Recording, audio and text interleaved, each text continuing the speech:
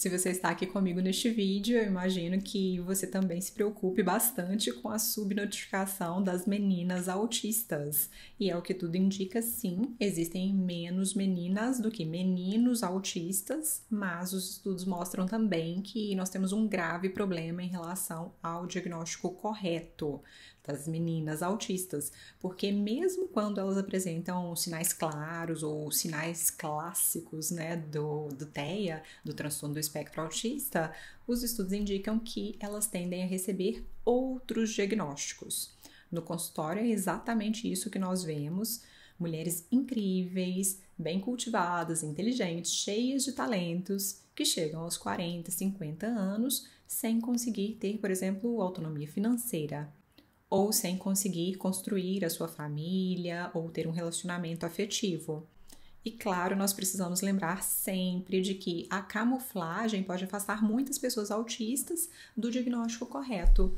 Mas não é sobre isso, porque como eu disse, às vezes os sinais estão nítidos, não estão camuflados, não estão mascarados, mas porque a menina não dá problema na escola, não tira notas baixas e não tem um mau comportamento, ela acaba sendo ignorada ou negligenciada nessas necessidades, né, de cultivo, por exemplo, de habilidades sociais.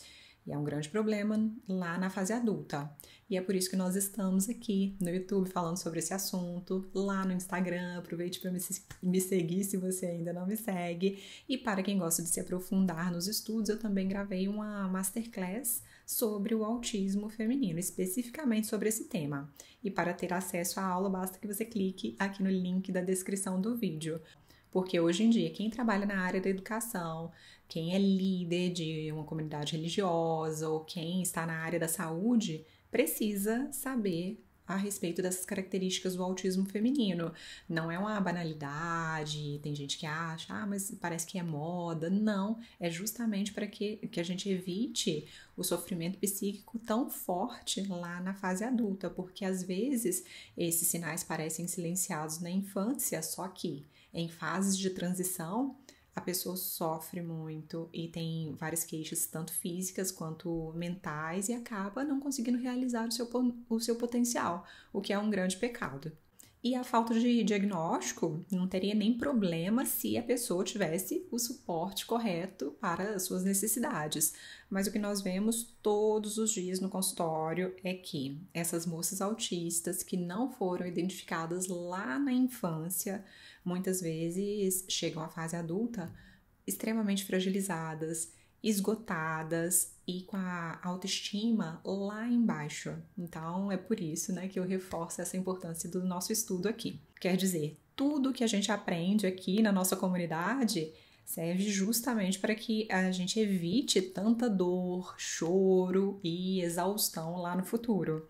E hoje, mais uma vez, para falar sobre as diferenças na apresentação do autismo entre meninos e meninas, eu trouxe aqui um artigo muito interessante sobre as diferenças de conectividade funcional do cerebelo. O artigo foi publicado em 2019 e ele avalia o cerebelo, né, o cérebro em repouso com ressonância magnética, e compara essa conectividade funcional entre o cerebelo e regiões do córtex cerebral de pessoas autistas e neurotípicas. Os pesquisadores são da Universidade de Washington e eles realizaram esses estudos de neuroimagem com o cérebro em repouso e observaram, né, compararam como eram essas funções, essa ativação durante o repouso, e a amostra tem 167 pessoas.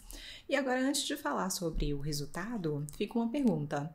Por que esse estudo com o cerebelo, né? Por que estudar o cerebelo pode dizer algo sobre o autismo?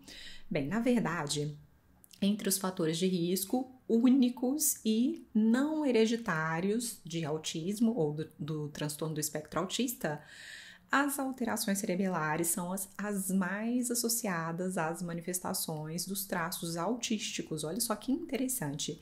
Inclusive, quando existem lesões cerebelares congênitas ou adquiridas, né? Quer dizer, a pessoa nasce com essas alterações cerebelares ou por uma lesão, qualquer infecção, às vezes tem né, algum problema no cerebelo, geralmente existem também os déficits cognitivos afetivos, semelhantes ao que são observados no TEA.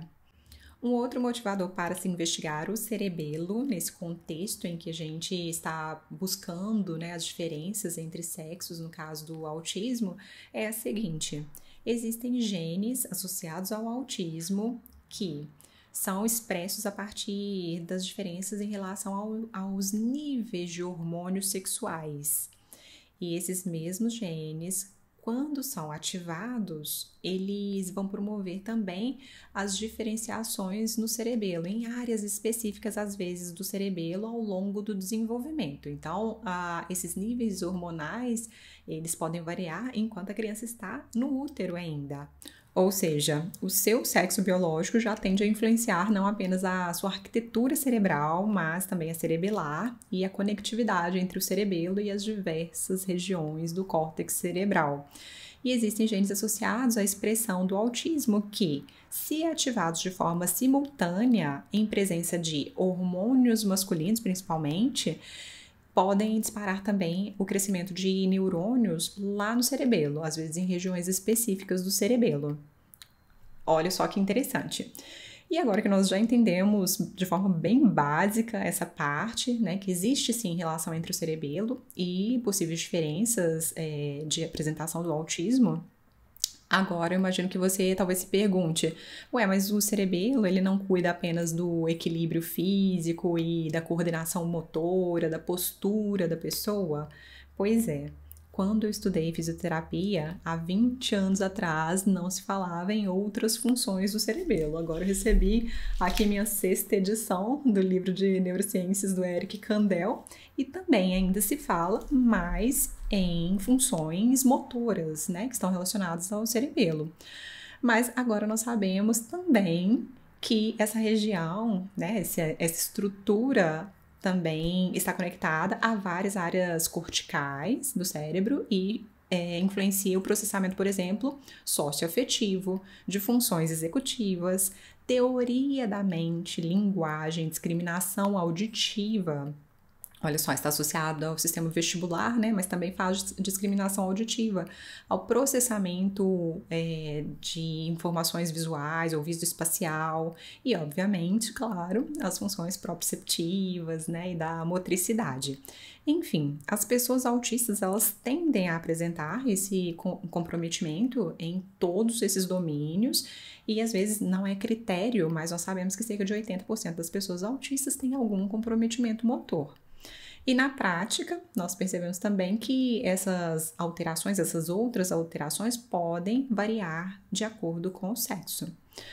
Pois bem, que havia diferença entre sexos, os pesquisadores já sabiam, e agora nós vamos ver quais podem ser as repercussões do autismo nessa conectividade cerebelar, né, a conectividade funcional entre meninos e meninas. E só para contextualizar aqui mais um pouco, existem 2 teorias sobre as diferenças de gênero no cérebro autista. Então, as pessoas já vêm pensando sobre isso há algum tempo. Uma das principais referências é o Simon Baron-Cohen, que ficou conhecido porque ele criou a teoria do cérebro extremo macho. Porque esse pesquisador inglês, ele sugeriu que tanto o cérebro de meninas quanto de meninos autistas tivesse um processamento mais parecido com o de indivíduos neurotípicos do sexo masculino. Porém, é ainda mais lógico e ainda mais pragmático, né? Se existe um contínuo entre o cérebro feminino bem delicado, bem carismático e tudo, empático, e um cérebro muito lógico, literal e pragmático, esse extremo seria o das pessoas autistas. E a segunda teoria é a da incoerência de gênero, em que a doutora Suzanne Bigirot sugere que o cérebro das meninas autistas tende a ter um processamento mais compatível com o dos meninos neurotípicos, enquanto o cérebro dos meninos autistas poderia ter um funcionamento mais semelhante ao das meninas neurotípicas. E aí surge uma série de polêmicas, né? Na verdade, os testes não conseguem captar tudo isso que essas teorias sugerem e está em fase de investigação, de discussão. Mas aqui fica um alerta. Nós não estamos falando sobre escolhas sexuais ou identidade de gênero. Os estudos falam apenas sobre o modo de operar do cérebro, as conexões entre as regiões ali do sistema nervoso central. Ok, e depois de muita história, quem está mais correto? Né? O Simon Boyle-Cohen ou a doutora Suzanne Bergerot? Qual teoria parece mais válida para você? Bem, nós vamos ver um gráfico aqui que está justamente nesse estudo que eu trouxe para vocês hoje do cerebelo. Basicamente, nós temos a barra, vou deixar na tela para vocês. Então, as barras estão indicando o grau de conectividade entre o cerebelo e as diferentes áreas do cérebro. Então, existem 4 barras na esquerda que se referem ao lado esquerdo do cerebelo e 4 barras à direita que se referem ao hemisfério direito do cerebelo. E agora, olha só que interessante. Em vermelho, você vai ver que a barra representa as pessoas autistas do sexo feminino. Em rosa, as pessoas neurotípicas do sexo feminino. Em azul royal, estão as pessoas autistas do sexo masculino. E em azul claro, as pessoas neurotípicas do sexo masculino. Então, você já viu algumas diferenças aí. E resumindo, sem mais delongas, a teoria da incoerência de gênero parece a mais correta nesse caso, pelo menos aqui segundo esse estudo. Em outros também nós vamos ver que parece que a linha de raciocínio é essa, porque o cerebelo das meninas e das mulheres autistas tende a funcionar de forma mais parecida com o dos meninos e dos homens neurotípicos. Essa amostra variava de 10 a 62 anos. E aqui nós vamos observar também que a conectividade funcional do cerebelo dos meninos autistas, principalmente do lado direito, fica mais próxima do nível de conectividade funcional das pessoas neurotípicas do sexo feminino. E mais uma vez, nós não estamos falando aqui da identidade de gênero, das escolhas afetivas ou do modo de ser da pessoa. Não é isso.